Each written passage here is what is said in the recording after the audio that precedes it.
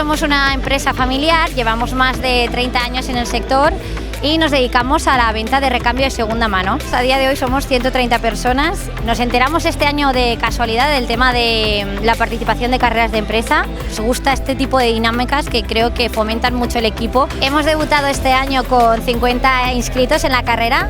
O sea, no podemos estar más contentos de haber hecho la piña que hemos formado hoy, a pesar del mal tiempo.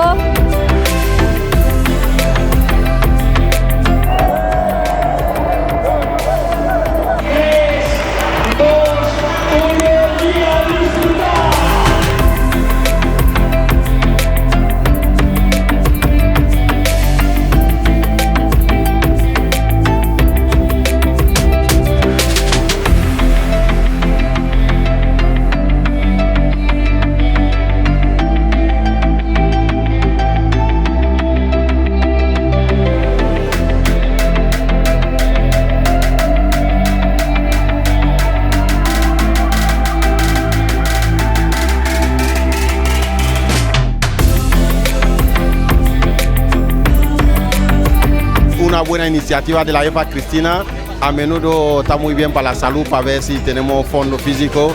Ha sido una buena carrera y me gustó mucho. La verdad es que a pesar del imprevisto de la lluvia, ha molado mucho correr todos juntos, en la participación de toda la empresa, la motivación de todos los compañeros, y la verdad es que ha molado mucho la carrera que hemos hecho todos.